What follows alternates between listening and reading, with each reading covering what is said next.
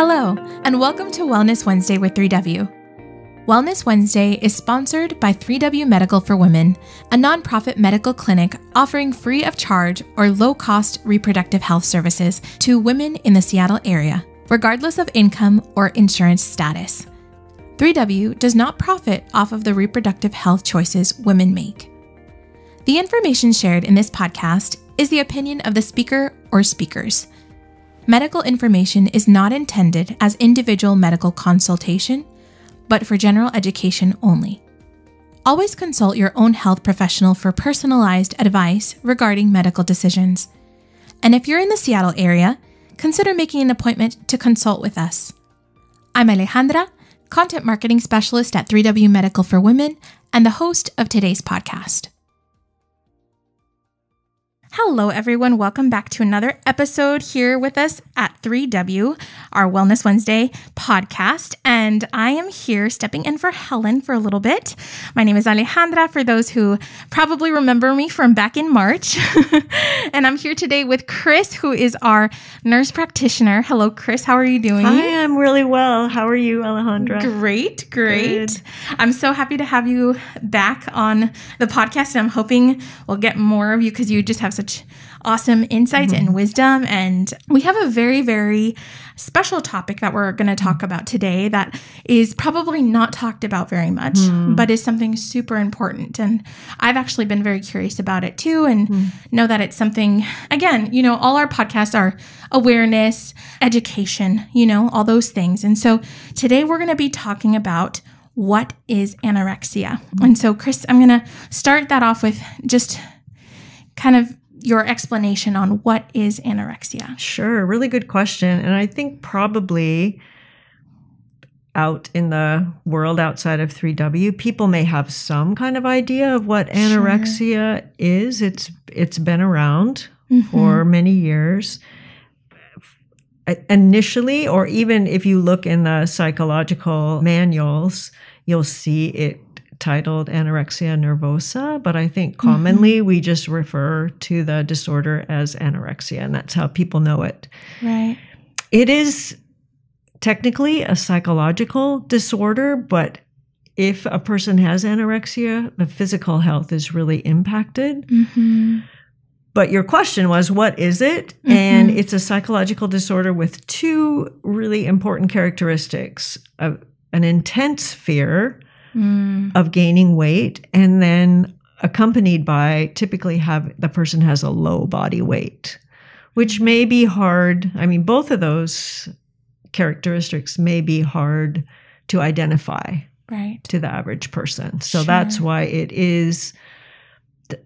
does require diagnosis by a psychological provider or a psychiatrist. Sure.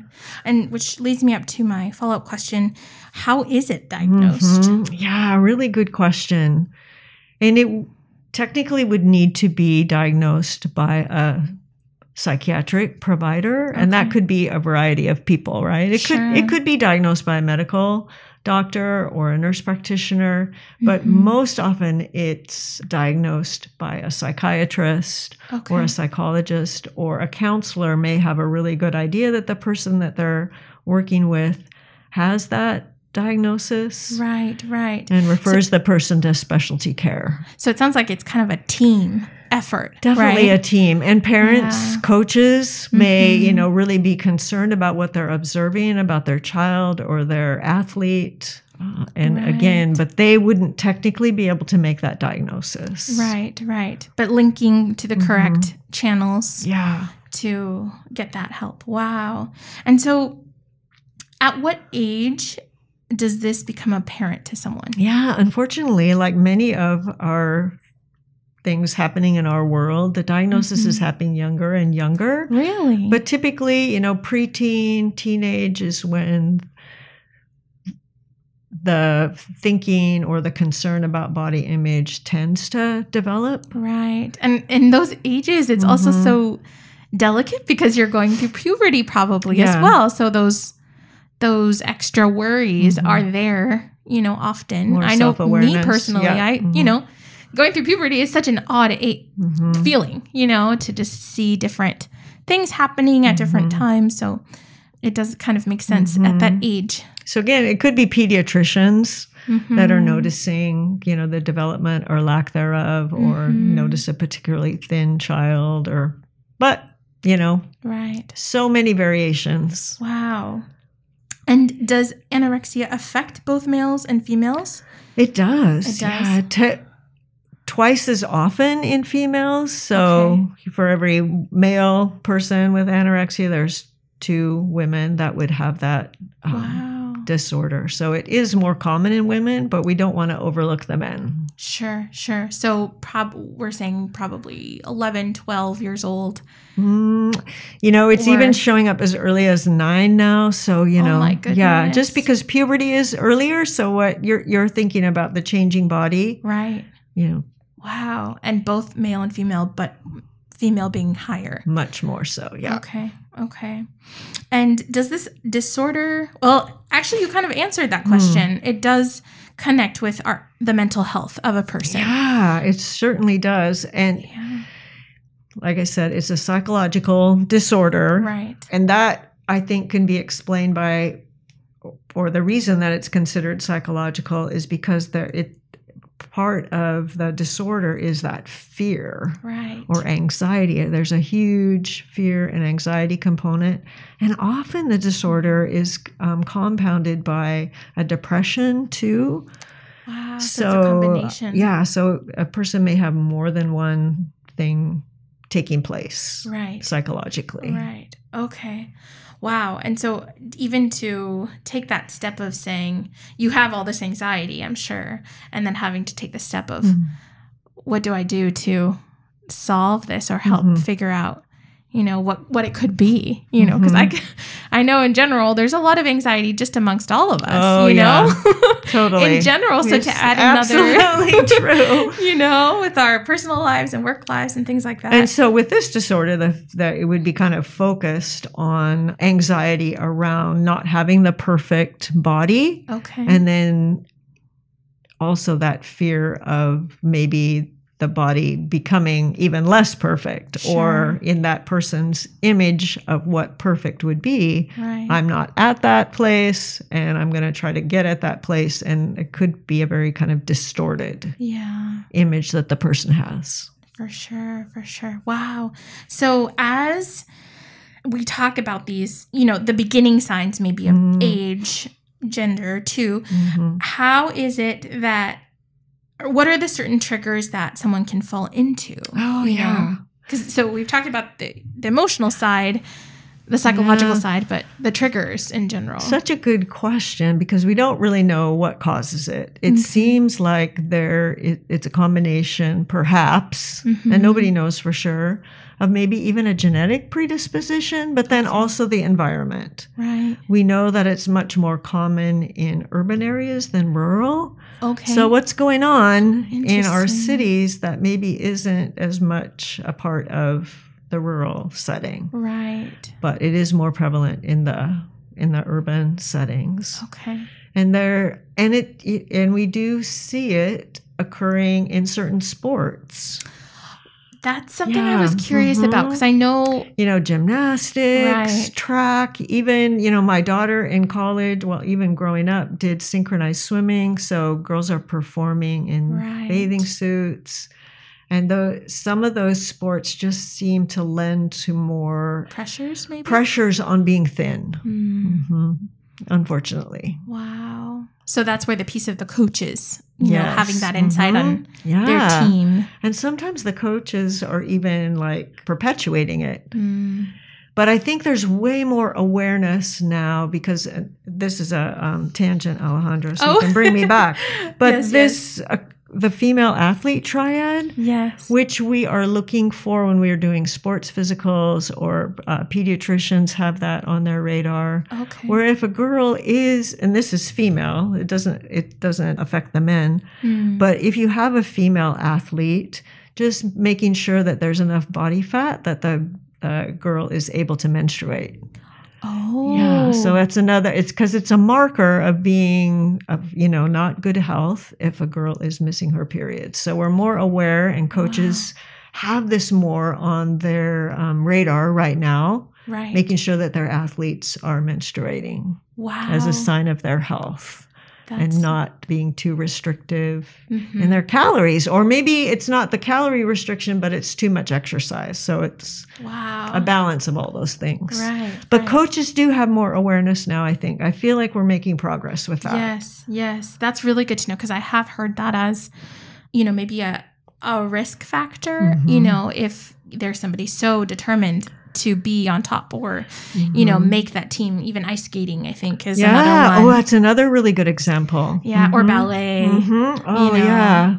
It's, And I know, like on the side of Hollywood or in movies, you see that depicted a lot of just the struggles or just to get ahead, and competitions and things like that, But it's so, this is so insightful just because I don't know how often it is talked about, Really? Yeah, I don't know either. I don't know. And I think that's why it kind of sparked this. I'm really grateful you thought of this topic, because it is, at least in my world, I don't know very much about it, and I hope our listeners too are getting good insights on this, because whether it is maybe a family member, that our listeners have, or it's themselves, just this to be encouraging, too. I think it's something we always try to talk about, is that encouragement of education,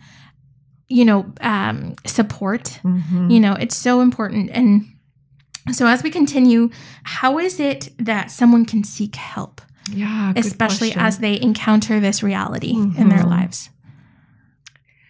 And I don't know how often someone that's struggling with this disorder self-refers, but definitely that is an option. Right. Someone has enough awareness of their situation that they become concerned personally. You can definitely refer yourself.